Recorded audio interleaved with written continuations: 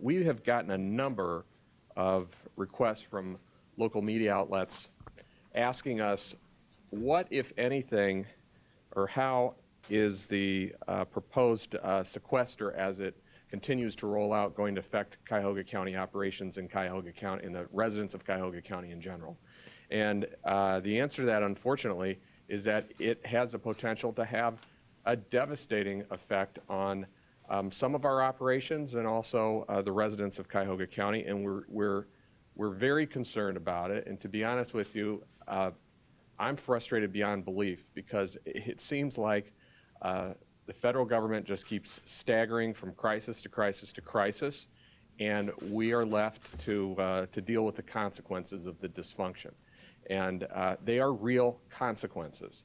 So this isn't just a debate that's taking place someplace in Washington. It is going to be very real for us. And there's some gentlemen here behind me that are going to speak to how it's affecting different sectors. But one thing that we're particularly concerned about, which I think has the potential to really be a crisis, and I'm not overusing that word, is Cuyahoga County operates our own airport in Richmond Heights, as you probably know. It's a very busy airport. Not everybody knows that. There's approximately 325 aircraft that are based at that particular location. It's home to 54 businesses, 18 of which are aviation related, but there's also others that are not, but are linked to it in some way.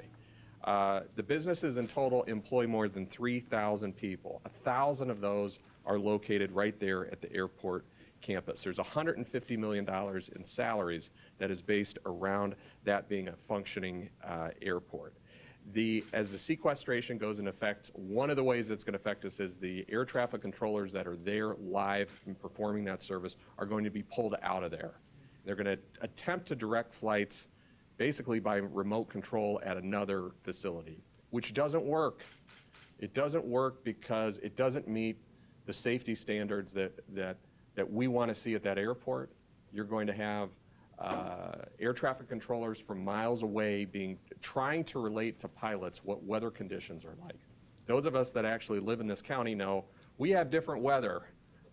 Look behind me, which can change very rapidly and can be very different from the east side to the west side.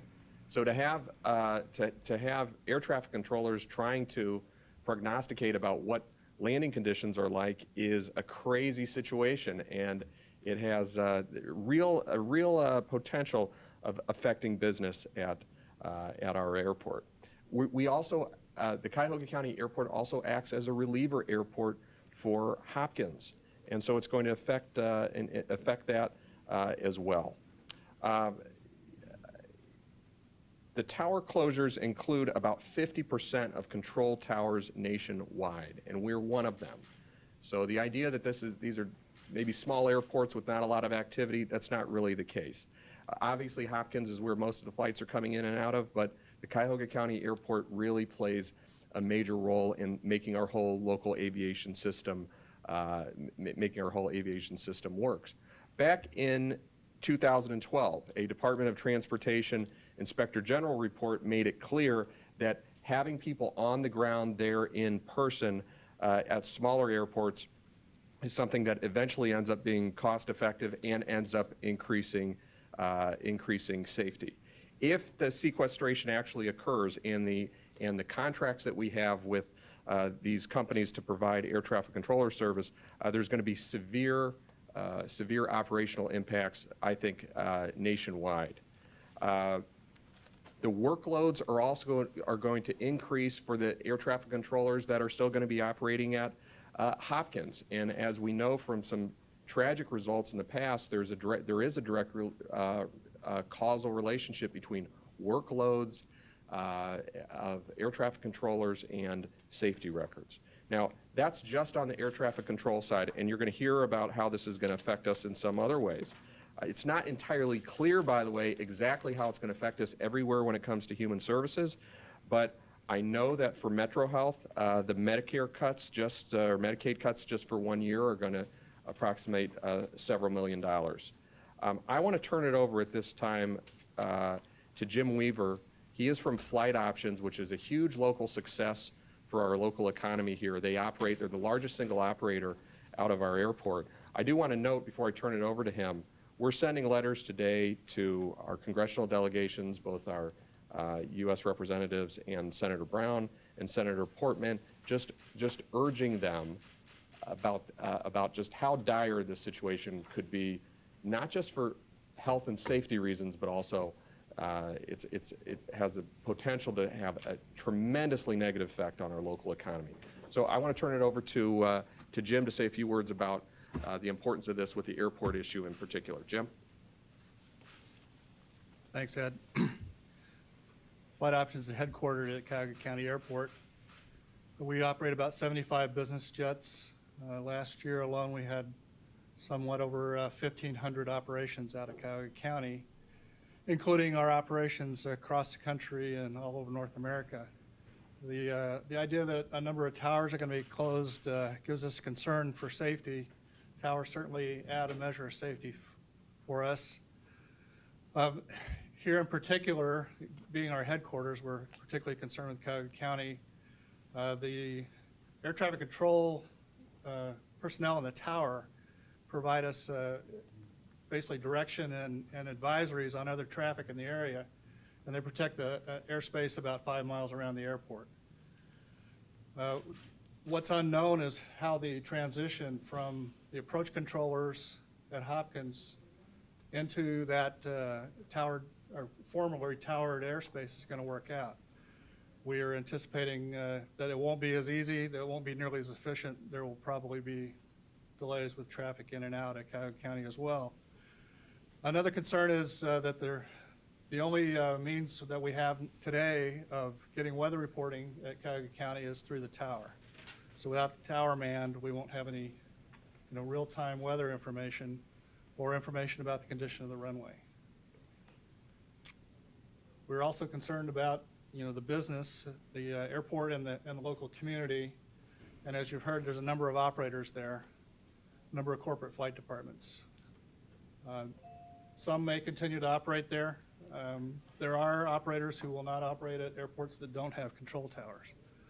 There are procedures to do so, but pilots are on their own, coordinating conflicts with other traffic. So that measure of safety is reduced, and there may be some operators that choose not to operate there.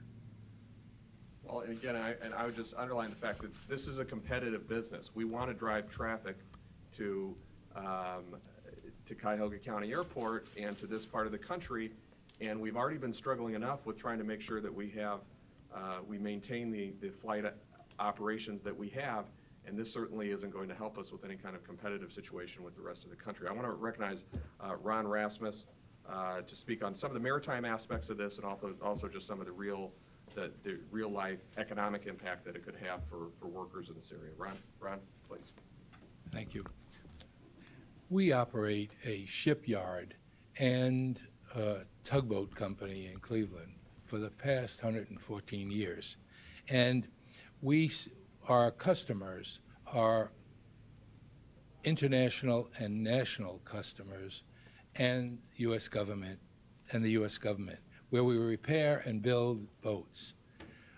We operate a manufacturing facility, and that manufacturing facility employs about 100 people here in the county, and those people are dependent on the work we can get competing internationally, nationally, and in government contracts.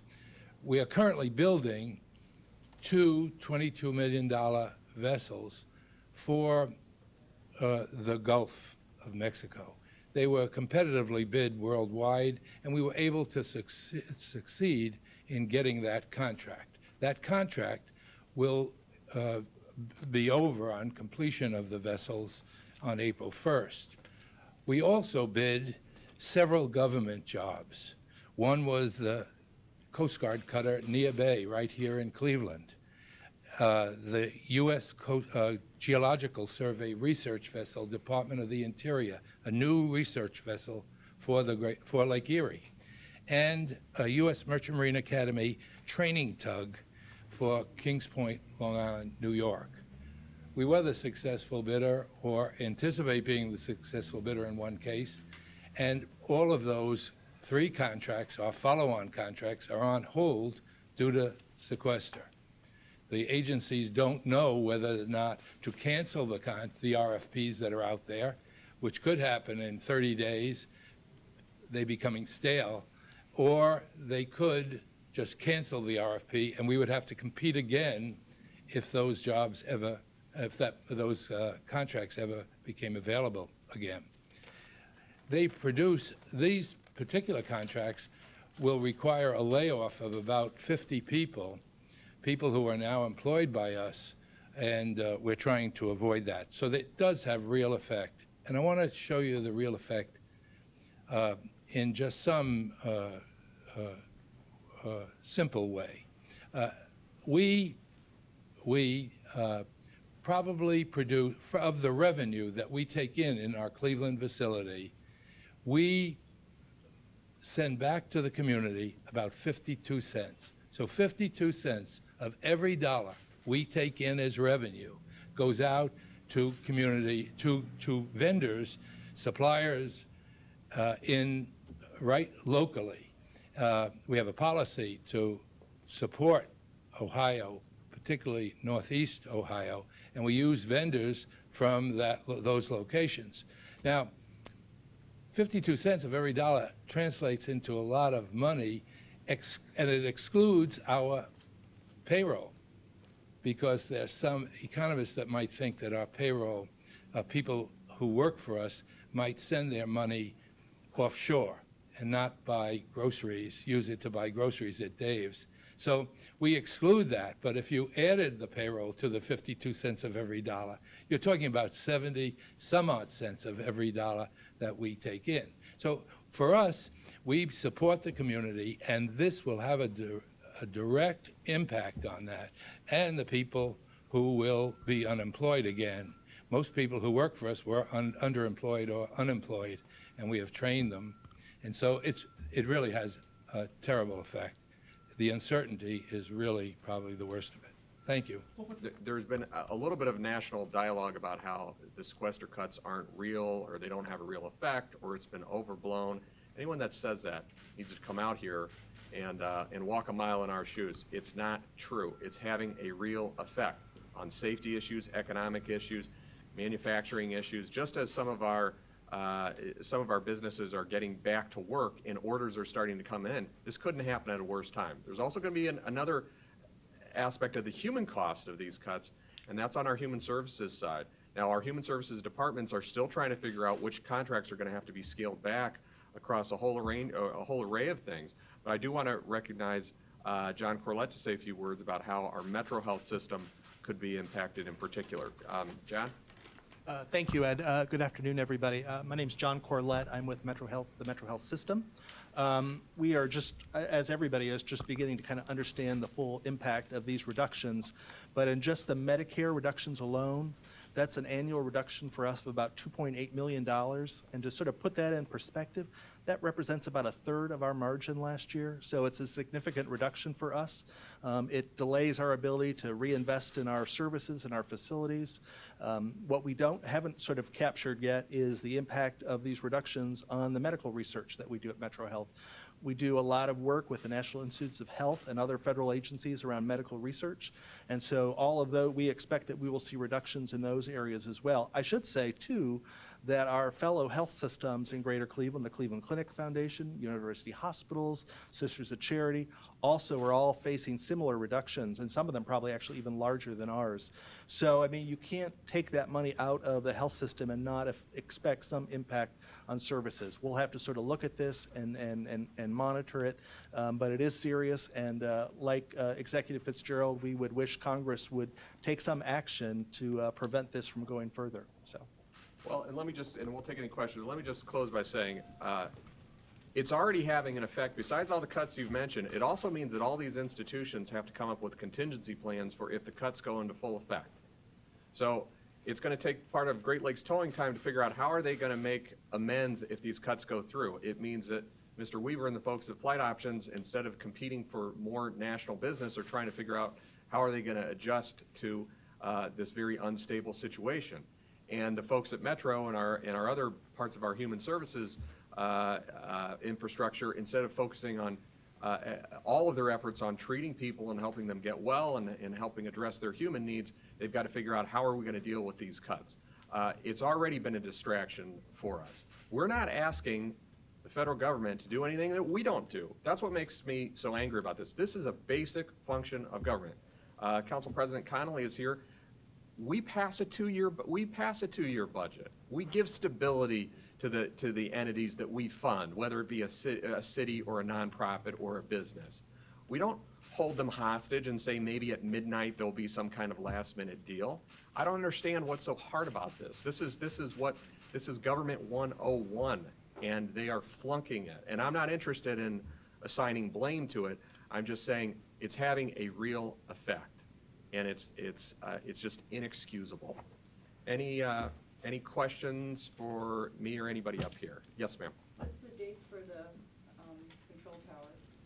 This could mean perhaps a layoff of about 50 people from our yard on April 1st or first week in April. And so I'm really concerned that this matter get resolved in Congress. It does adversely affect not only those people who would go on unemployment, who would need, again, go back on county services,